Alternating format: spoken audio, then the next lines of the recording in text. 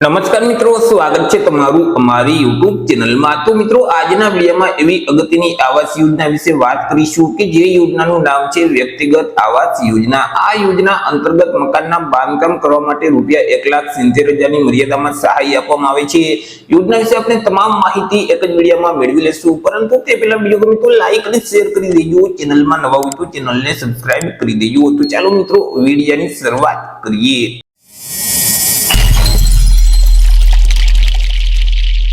તો સૌથી પહેલા તો મિત્રો આપણે વાત કરી લેશું આજે વ્યક્તિગત ધોરણે આવાસ યોજના છે તે યોજનાનો મુખ્ય હેતુ શું છે। તો કે મિત્રો, રાજ્યમાં રહેતા જે અનુસૂચિત જાતિના લોકો છે કે જેમની પાસે ખુલ્લો પ્લોટ તો છે પરંતુ રહેવા માટે યોગ્ય મકાન નથી, એટલે કે ઘર નથી, અથવા તો જે મકાન છે તે કાચી ગારમાટીનું મકાન છે અથવા તો જર્જરિત મકાન કે ઘાસપુરા ટાઈપનું મકાન છે, એટલે કે તે વ્યક્તિને રહેવા માટે યોગ્ય મકાન ન હોય તો તેવા વ્યક્તિઓને પાકું મકાન જો બાંધવું હોય તો પાકા મકાનના બાંધકામ કરવા માટે જે સામાજિક ન્યાય અને અધિકારિતા વિભાગ છે તેના દ્વારા આ વ્યક્તિગત ધોરણે આવાસ યોજના અમલમાં મૂકવામાં આવી છે કે જે યોજના અંતર્ગત પાકા મકાનના બાંધકામ કરવા માટે સહાય છે તે આપવામાં આવી છે। વાત કરી લઈએ આપણે સહાય વિશે કે સહાય કેટલી અને કેવી રીતે આપવામાં આવશે। તો કે આ યોજના અંતર્ગત પાકા મકાનના બાંધકામ કરવા માટે અલગ અલગ 4 હપ્તામાં ₹1,70,000 ની મર્યાદામાં સહાય છે તે આપવામાં આવે છે કે જેમાં મિત્રો તમને વહીવટી મંજૂરી મળશે એટલે ₹30,000 નો પહેલો હપ્તો આપવામાં આવશે। આવાસનું જે બાંધકામ છે તે લિંટલ લેવલ સુધી પહોંચશે એટલે ₹80,000 નો બીજો હપ્તો છે તે આપવામાં આવશે। આવાસનું જે બાંધકામ છે તે છત સુધી પહોંચશે એટલે ₹50,000 નો ત્રીજો હપ્તો છે તે આપવામાં આવશે। જ્યારે શૌચાલય સહિત આવાસનું બાંધકામ પૂર્ણ થઈ જશે એટલે ₹10,000 નો ચોથો હપ્તો છે તે આપવામાં આવશે। આવી રીતે અલગ અલગ 4 હપ્તામાં આ યોજના અંતર્ગત ₹1,70,000 ની મર્યાદામાં સહાય છે તે આપવામાં આવે છે।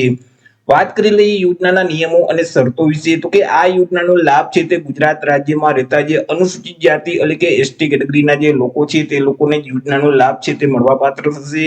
યોજનાનો લાભ મેળવવા માટે કુટુંબની વાર્ષિક આવક છે તે પણ નક્કી કરવામાં આવી છે। કુટુંબની વાર્ષિક આવક ₹6 લાખ સુધીની હોવી જોઈએ। જો ₹6 લાખ કરતા વધારે વાર્ષિક આવક હશે તો તેવા સંજોગોમાં આ યોજનાનો લાભ છે તે મળવાપાત્ર થતો નથી।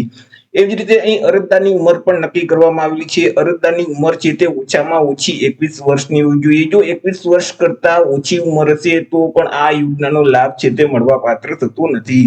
અહીં અરજદારોએ રાજ્ય કે કેન્દ્ર સરકારની અન્ય જે આવાસ યોજના છે તેનો લાભ લીધેલ ન હોવો જોઈએ। તે સિવાય તમને જ્યારે પહેલો હપ્તો આપવામાં આવે તે તારીખથી લઈ અને 2 વર્ષની અંદર મકાનનું બાંધકામ છે તે પૂરું કરી દેવાનું રહેશે। જો 2 વર્ષની અંદર મકાનનું બાંધકામ તમે પૂરું નહીં કરો તો બાકીના હપ્તાની રકમ છે તે તમને મળવાપાત્ર થતી નથી અને તમારી પાસે પોતાની માલિકીનો પ્લોટ છે તે હોવો જોઈએ, તેના પર તમારે મકાનનું બાંધકામ છે તે કરવાનું રહેશે।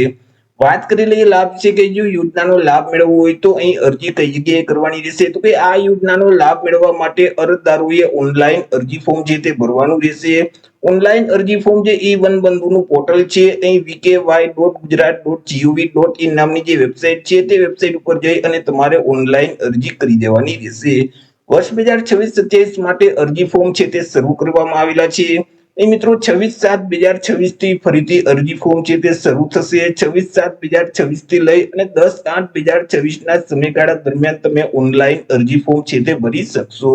ચર્ચા કરી લઈએ આપણે ડોક્યુમેન્ટ વિશે કે કયા કયા ડોક્યુમેન્ટની જરૂર પડશે। તો અરજદારનું આધાર કાર્ડ છે, અરજદારનું રેશન કાર્ડ છે, જાતિ કે પેટા જાતિનો દાખલો છે, રહેઠાણના પુરાવા તરીકે કોઈ પણ એક ડોક્યુમેન્ટ તમારે આપવાનું રહેશે।